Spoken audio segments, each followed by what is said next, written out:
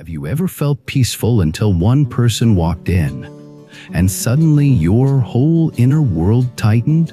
Have you ever wondered why they can be miles away, yet their words still echo in your head like they live there rent-free? Welcome back to the channel. Today we are talking about a problem that almost everyone faces, but few people solve at the root. What do you do when you are troubled by someone? Not just annoyed for a moment. I mean the kind of trouble that lingers, the kind that follows you into your sleep, the kind that makes you rehearse arguments in your head, the kind that steals your attention and then steals your day. Two truths will guide everything we explore. First, the real prison is not the other person. It is the way your own mind keeps holding on to them. Second, the most powerful freedom is not changing them. It is changing your relationship with your own reactions, so your peace becomes stable no matter who behaves badly around you. Let me tell you a story, because this lesson becomes real when we see how it plays out in a normal life. Imagine someone named Arjun. Arjun is hardworking, decent, and generally calm. He does not go looking for drama, but there is one person in his life who seems to pull him into chaos again and again. It might be a co-worker who constantly undermines him. It might be a classmate who mocks him. It might be a friend who competes with him and makes passive comments. It might be a relative who always finds a way to criticize him in front of others. It might even be someone online who keeps provoking him. At first, Arjun tries the normal solutions. He tries to explain. He tries to defend himself. He tries to prove he is right. He tries to make the other person understand. Sometimes he tries to ignore it, but ignoring becomes suppression, and suppression becomes a pressure cooker. Then something strange happens. The person is not even present, but Arjun is still angry. He is driving and replaying the conversation. He is eating and thinking about what he should have said. He is trying to study or work and his focus keeps drifting back to them. He goes to bed and the mind pulls up the same scene like a movie that refuses to end. Arjun realizes the troubling person has gained access to his inner space, not because they are powerful, but because his mind keeps giving them a seat. This is where the deepest shift begins. Most people think the other person is troubling them, but often the other person only triggers something. The real trouble is the way your inner system reacts, and then keeps reacting long after the moment is over. So the first question is not why are they like this? The first question is why does my mind keep chewing on this? Because the mind does that for a reason.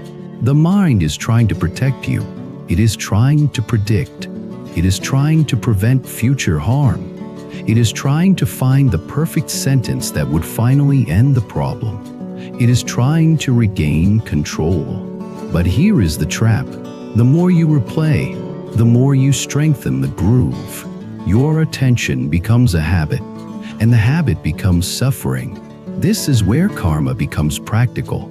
Karma is not only what happens after big dramatic actions. Karma is what you rehearse. Karma is what you feed. Karma is what you keep alive.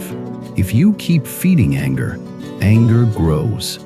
If you keep feeding resentment, resentment becomes your default. If you keep feeding the story of being wronged, you become stuck in the identity of being wronged. Then even if the outer person disappears, the inner pattern remains. So what is the way out? The way out begins with a radical but simple truth. You cannot control what another person does, but you can control whether their behavior becomes the ruler of your inner life. That is the difference between reacting and responding. Reacting is automatic. Someone says something and you burn. You shout, you spiral. You carry it for days. Responding is conscious. Someone says something and you notice the impulse, but you choose your next move with dignity. This sounds simple, but it is actually a deep spiritual practice. because it requires you to face something uncomfortable. Your mind likes to believe the other person is the problem because that keeps responsibility outside you. When you accept that your reaction is the real doorway, you regain power, but you also lose the excuse. Arjun starts learning this slowly, not in a perfect way, but in a real way. The next time the co-worker takes credit for his work, Arjun feels the heat rise. Old Arjun would have exploded or tried to fight for recognition in a messy, emotional way. New Arjun causes. He breathes once. He observes the anger as a sensation in the body, not as a command. Then he chooses a clean action. He documents what happened. He communicates calmly to the right person with facts. He stops trying to win emotionally in the moment. He moves the problem into clarity. This is important. Inner freedom does not mean you become passive. It means you stop letting emotion hijack you, and you act from intelligence. Because sometimes the right response includes boundaries. Sometimes it includes reporting behavior. Sometimes it includes distance. Sometimes it includes saying no. Sometimes it includes leaving a situation. But you do it without poisoning yourself. Now, what about when the trouble is personal, like a friend or family member? Arjun has a relative who always criticizes him. The relative makes comments about his choices, his appearance, his future. Arjun used to argue, hoping to finally earn respect. But arguing only fed the relative's power. The relative enjoyed seeing Arjun react, and Arjun would go home exhausted, carrying their words like stones. So Arjun rise a different way. He stops fighting for validation. When the relative criticizes, Arjun keeps his voice calm and short.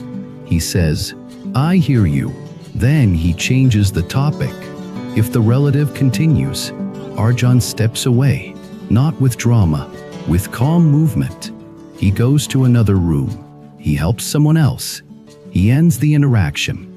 At first it feels wrong because Arjun thinks he must defend himself to protect his dignity. But he discovers something surprising. Dignity is not proving yourself to someone committed to misunderstanding you. Dignity is refusing to perform for disrespect. This is where compassion and wisdom meet. Compassion says the other person may be wounded, insecure, or unconscious. Wisdom says their wound is not a license to harm you. Compassion does not require closeness. Compassion can exist at a distance. You can wish someone well and still not give them access to your nervous system. Now, the deepest teaching is about where trouble really begins. Most trouble begins when you give someone power over your inner state, not because you choose it consciously, but because your mind is still seeking something from them. Maybe you want their approval. Maybe you want them to admit they were wrong.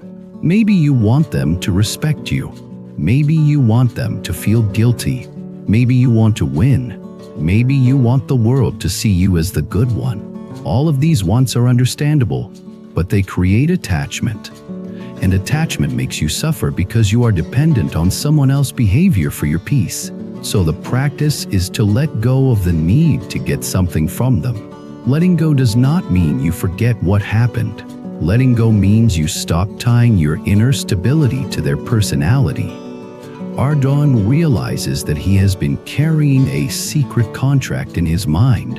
The contract says, "I will be okay when they change. I will be okay when they apologize. I will be okay when they stop. I will be okay when they understand." But if your peace depends on someone else becoming conscious, your peace is fragile. So Arjun chooses a different contract. I will be okay because I will not abandon myself. That is real strength. Now, how do you actually do this when your emotions feel overwhelming? First, notice the moment your body changes. The body always signals first. Your breath shortens, your chest tightens, your jaw clenches. Your stomach drops. That is the beginning of the reaction. When you notice it early, you can interrupt the chain. Arjun practices one simple move. He slows his exhale, not as a magical trick, but as a message to the nervous system that says, "We are not in immediate danger." Then he asks himself one question that changes everything. What is the most intelligent action I can take right now that does not poison me? Sometimes the answer is silence. Sometimes it is leaving. Sometimes it is stating a boundary. Sometimes it is reporting something formally. Sometimes it is choosing not to respond online. Sometimes it is focusing on his own work. Sometimes it is asking for support.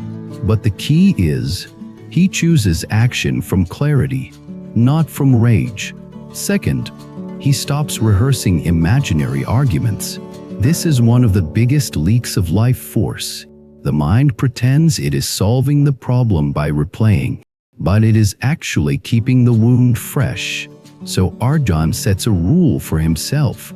When he notices replay, he returns attention to something real. His breath, the sounds around him, the sensation of his feet on the floor.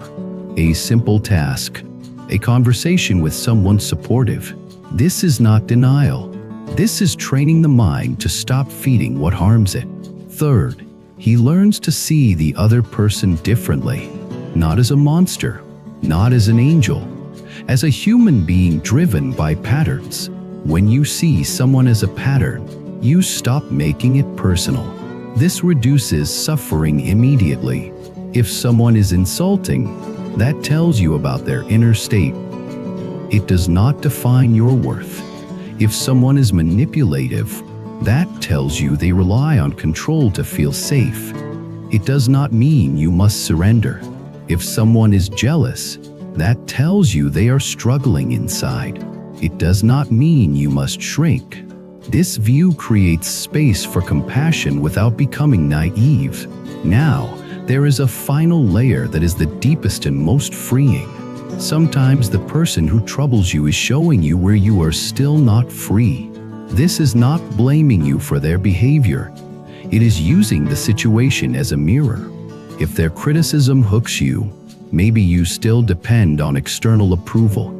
If their disrespect enrages you for days, maybe you still believe you must control how others see you. If their silence triggers panic, maybe you still fear abandonment. If their success triggers envy, maybe you still tie your worth to comparison. The troubling person becomes a teacher in disguise, not because they are noble, but because the trigger reveals your attachment. When you heal the attachment, the trigger loses power. That is awakening. Now, I want to be very clear. This does not mean you keep toxic people close to learn lessons. You can learn and still leave. Sometimes leaving is the lesson. Sometimes the right move is distance, boundaries, or ending contact. The teaching is that wherever you go, you take your mind with you. So if you want lasting peace, you train the mind, not just the environment. Arjun eventually notices something new. The troubling person still behaves badly sometimes, but Arjun does not feel owned by it. He can handle it without losing sleep. He can take practical steps without hatred. He can walk away without rumination. His inner space feels like his own again. That is the real victory. Not that the other person became perfect, but that Arjun stopped giving them the keys to his inner home. Now, let us close with a reflection that you can carry into your next difficult interaction. You are not required to hold someone in your mind just because they behaved badly. You are not required to keep suffering to prove you were hurt. You can acknowledge the harm and still refuse to live in it. The moment you stop being compulsively reactive, your destiny changes, because your destiny is shaped by your repeated inner states. If your inner state is constantly disturbed, life becomes heavy. If your inner state becomes steady, life becomes lighter. even when people are imperfect. So when someone troubles you, remember this.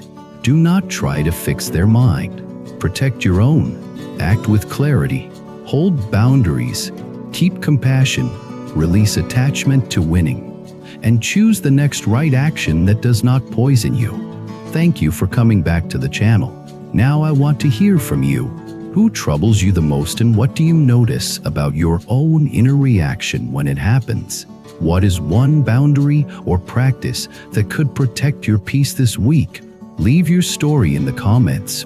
Subscribe to the channel, like the video, and stay with this community if you want more conversations that turn everyday struggle into wisdom, compassion, practice, and real inner freedom. I will see you in the next one.